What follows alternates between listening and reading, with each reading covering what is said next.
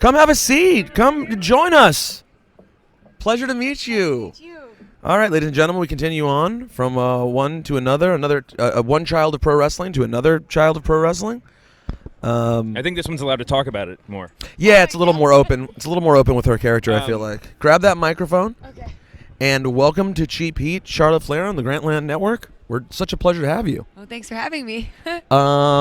Is this your first time doing all these rounds It for so Mania? I'm nervous. That's kind of why. This is pretty crazy. Yeah. Well, you guys are my fourth. There you go. You're getting experience now. Yeah, absolutely. Just thrown in the deep end right away. No, I'm just kidding.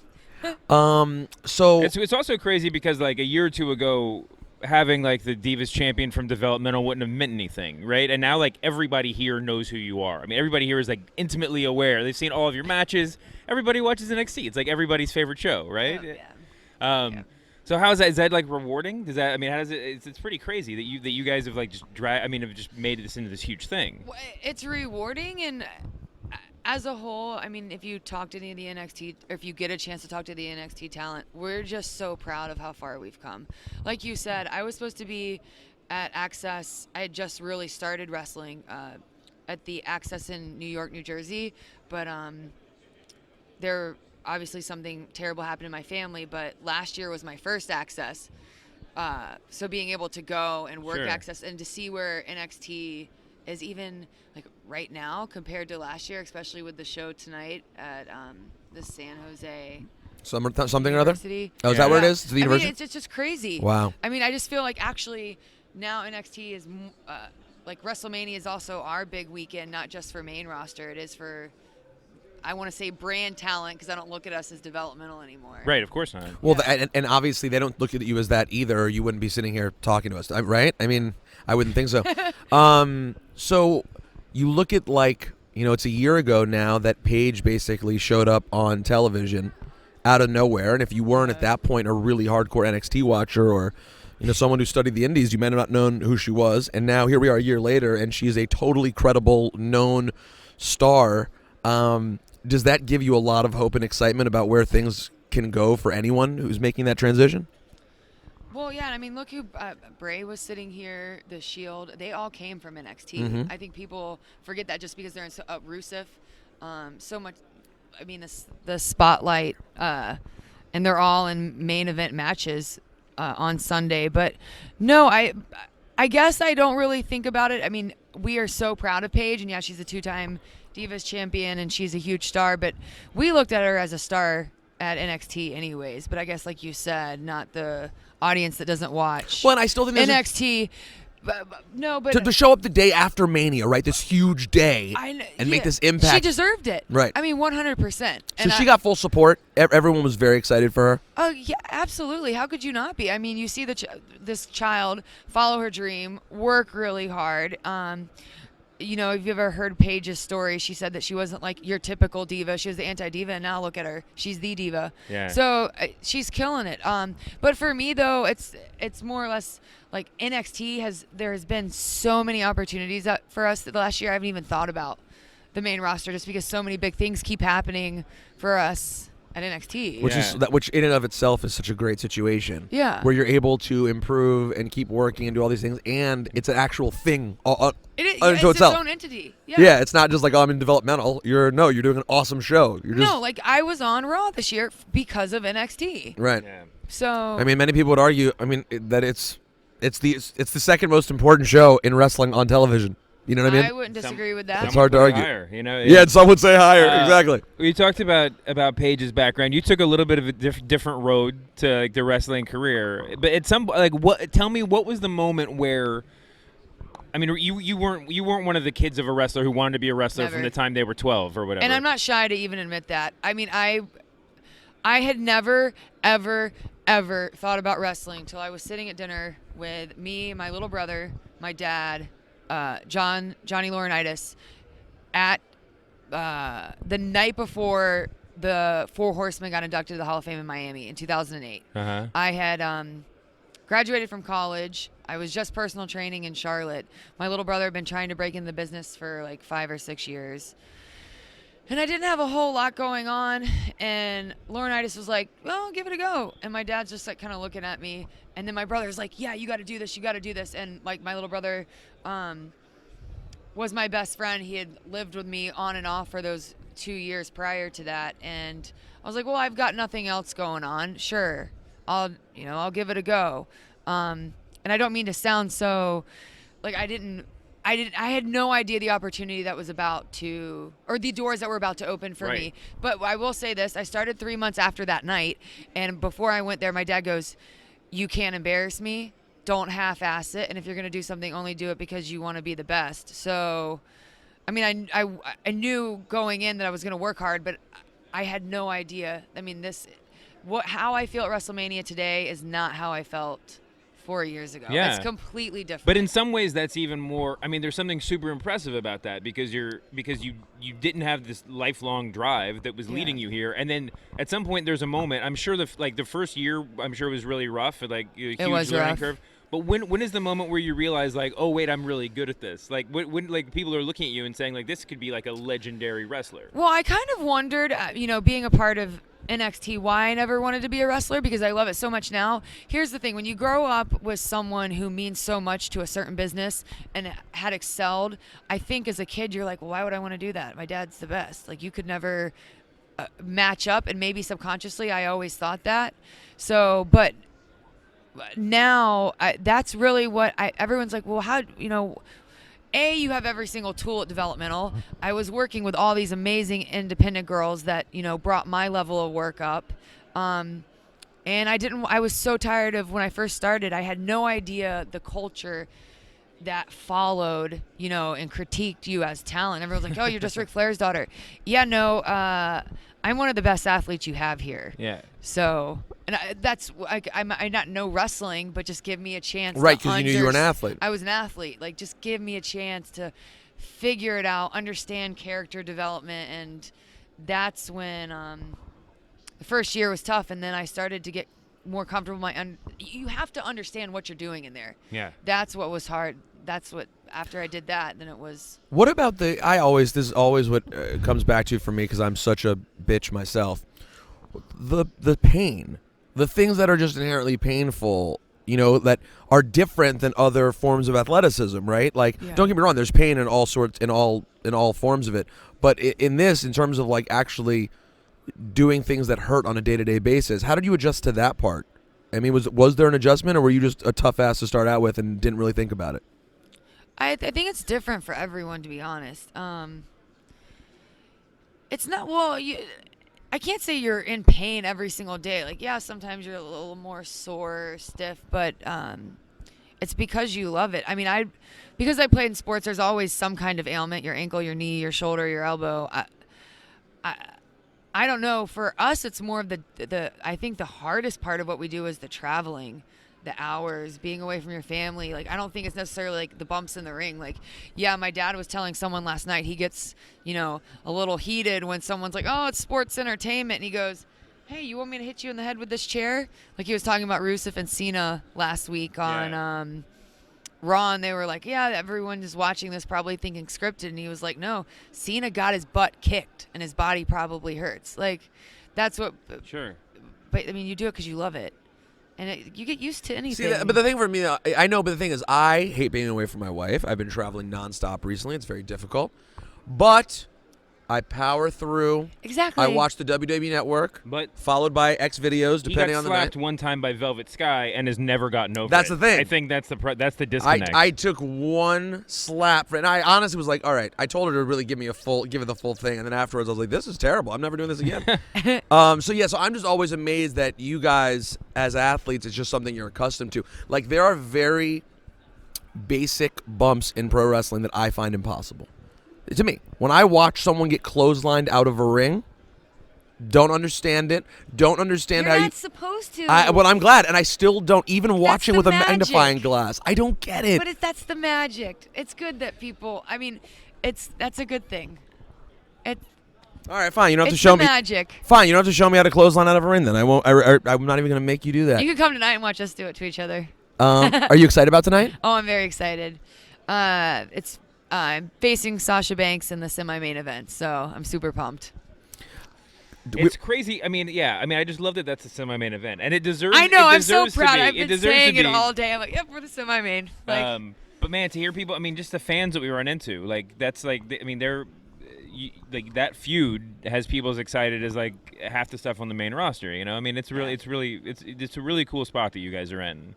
I mean, you deserve it. So. thank Who you. are you rapping or just watching us? Oh, you're just hanging out. Oh, just listening to our brilliant interview. Oh, no problem. As a kid, who were the of your dad's coworkers? Who did you know best? Who were you most accustomed to seeing? Well, Arn Anderson. I call him Uncle Arn to this day. His wife is like another mother to me. It's funny because you don't see him around anymore, but I was around with like Bobby Eaton, Tommy Young, obviously Steamboat. I would love to be at I this was pool a- party. Like this is like I No. brought the Macho Barbecue Man of to the Sun. school. That was Sorry? cool. I brought Macho Man to school with me. Wait, one time. what? What do you, okay, tell That us the was- story right this second. We won't do anything until we hear the story. Do you know how my dad owned a couple of Gold's Gyms in North Carolina, and Yes. he was promoting one, and WCW was in town, and he asked Randy, he was like, hey, come promote my gym, and then will you swing by and see Ashley at school? So at the time, I took it for granted because I didn't understand really. I was like 8 years old, how awesome that was. But my dad Holy- tells the story more. But yeah, he came by, and he was in his flailing. He was completely dressed up as Macho Man. So brought him That's to school. amazing. And did you know him at all outside of that? Was he someone you saw around at all or no? I saw all the WCW guys around, like Sting, Macho Man, all of them, just because that. My dad was at the end of his, not the end of his career, but it was like on its. I mean, my dad was like in his 40s when I was born, so yeah. But those were the guys I was mostly around until when he went to WWE in what, 99, 2000. Yeah. Yeah. So. At the risk of being personal, but I am interested in this. My wife's younger brother passed away in May 2011, and she is sort of in the crux of her career. She's 29, right? And I've watched firsthand her sort of go through the hardest personal thing she's ever done while excelling as Yeah. best she can in her career. How long did it take for you, or did you bury yourself in work, or did you have to take time away from work? I went back to work a week later. Just because I'm closest to him at work. Because it's what he wanted to do his whole life. And the thing is, he never got to see me wrestle. Because obviously, he passed July, August, September, October, November, December, January, February, March. 8 months after I'd started developmental. So he never made it down. He got the opportunity to go to Japan while I was just starting to have my first matches. So, no, like I tell everyone, and I talk about it in all my interviews, the reason I am as successful as I am today is because I get to do something that he wanted to do his whole life. And that's what I do. And it's got to be So- incredible motivation. I mean, anytime it does get hard, how can you not think? I think of Reed. Yeah, like he was in Japan, and I have this Facebook message saved on my phone, screenshot. He was like, "I'm having a really hard time. I'm really tired. I'm exhausted, but I think of you, sis, and that's what makes it hard, like easy, because I had always played sports, and he always like looked up to me in that way. We were only like 20 months apart in age, but." Yeah, so I get upset just because the 2-year anniversary is on Sunday, and obviously some big things I think are about to happen in my career. So, just from NXT and then maybe possibly being on the main roster soon, it all happening at once. But that's how everyone's like, how do you get better? Oh, because I'm carrying on not my dad's legacy but my brother's. Yeah. So And those anniversaries are the worst. It's like that's something that no one before anything like that happens in your life, you don't think about things like that. But the things that suck is like so that yours is it's the same. Yours is in the end of WrestleMania time. So it's on Sunday. so it's on Sunday, literally 29th. on the same day. Yeah. So I always for the year for my in-laws and for my wife, basically from Christmas kind of like through the anniversary, it's a more, you have these times it's always bad, then you have these times that are extra bad, and but I'm sure well, mine's always going to be Mania time, but the cool thing about it is I know Reed would know, it's like, well, next year I will guarantee I'm going to be on Mania, and to know that I'm representing him, that's pretty special. like that's pretty great. So it's like, that's my drive. I'm like, yeah, I think about him every single day, all day, just because I wish he could see me one time wrestle. But I mean, at least that anniversary falls around what he wanted to do his whole life. So. Yeah. Did you guys wrestle a lot as a kid? I mean, when you were a little beat kid, him up. you were so the mean. Yeah. No, I did. He was an amateur wrestler, so that's why I think I try to put as much shoot wrestling, I guess you could say, into my matches, if the story permits that. But no, I mean, we wrestled around like that, but not like. You weren't. Take a clothesline. Right, so you over weren't the top rope. You weren't doing like a jump off the couch elbow or anything like that as a kid. Oh, no, we played thumb war a lot. I know that's weird. Thumb wrestling is wrestling with Jays. Into your moveset now. I know. I feel like. Ready? No. That would be an amazing gimmick. I know that's weird, but we did play thumb war all the time. Thumb war is pretty. Now, what tricks did you do in thumb wrestling? Did you? I mean, obviously you have the sneak attack. He always did the sneak attack. Sneak attack's not cool. I mean, it's just bullshit. It just changed everything. I don't think there would be thumb wrestling without the sneak attack. It's like it's like you can't have pro wrestling without heels. But have you ever heard? Sneak attack's the only point of thumb wrestling. But have you ever heard anyone? When I was a kid, I think this might have been only happened to me. Did anyone ever bust out the Russian bomb on you?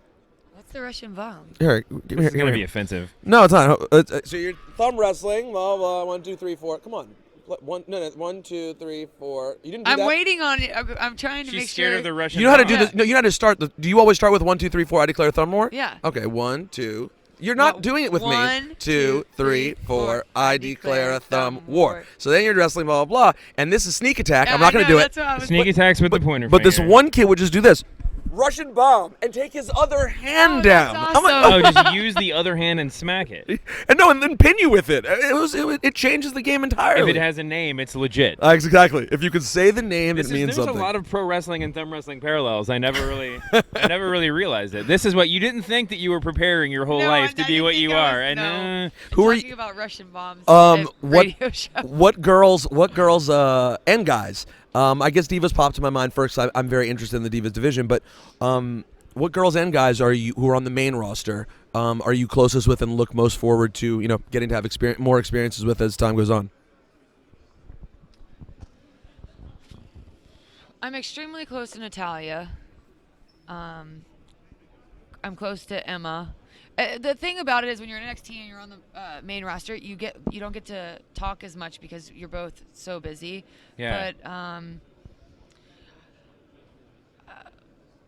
I mean, everyone just soaking it all in and just each person has something different to teach you. So I guess you had Bray here in terms of getting out of his father's footsteps and becoming this completely different. Like, most people probably don't even know who his dad is unless they do the research. Yeah. That's what I would want to talk to him about, is saying, okay, if Charlotte needs to evolve, how would you evolve? How did you, come up with Bray? Because I was at developmental when he was Husky Harris. Yeah, he just was talking about being Husky Harris. And that's he the really darkest time of his detests life. he really detests Husky Harris. I know he detests. But he talked about how Bray was really, a character that was sort of already in him. That was because he likes documentaries, correct? I don't know. I the next thing I wanted to ask him was do you like weird horror and Rob Zombie movies and characters like that? But I just know from what he's told me before is that character lived within him already. It was something he'd already practiced and had in his head, and then he got the opportunity to bring it out. Do you have anything like that for you? Like, is there when you're obviously, like you said, you didn't do this. You didn't spend your whole life thinking about what your wrestling character was. You were an athlete. So now, do you ever spend time thinking about what the ideal Charlotte Flair character looks like? Or does it just evolve piece by piece and day by day as you work? Well, I think Charlotte's evolving as she gets more comfortable. But no, for me, it's my whole life I've always so I've played sports. I went to the private school, then I went to college.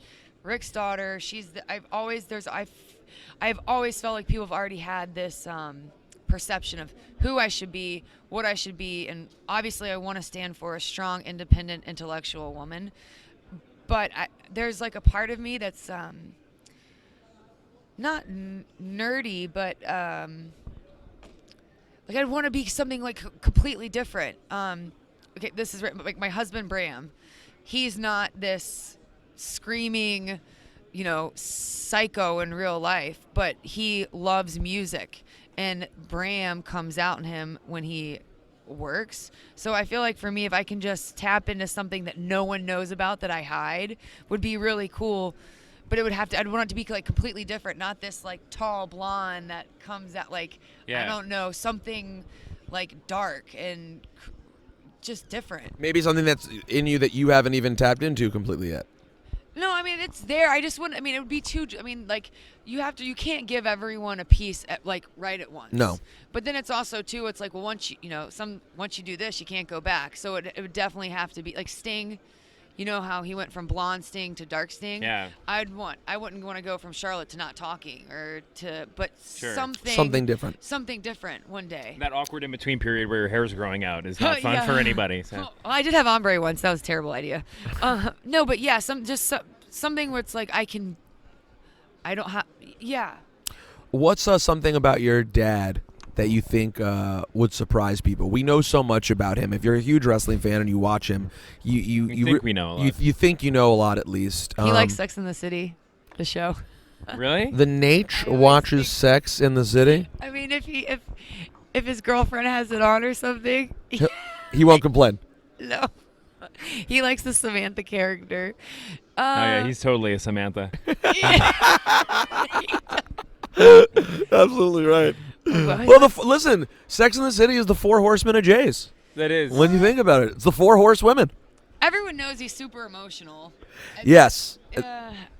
He checks his pulse all the time. That's something people might not know. What? Because he takes pride in how fit he is at his age. He's like still so like on the go. So you'll see him move his watch. He does that. And just check. That's what he's doing. Oh man, I need to start checking my pulse. You don't want to see. You don't want to see what happens there, Shoemaker. Hey Charlotte, this has been a real pleasure. This is really great. Thanks so much, and good luck. Thank you. My hunch is you're gonna have a rather exciting year. So. Good. Keep your fingers crossed. Keep your fingers crossed. We're very proud of you. Very good. Thank you so much. Thank you so much. Thanks for having me.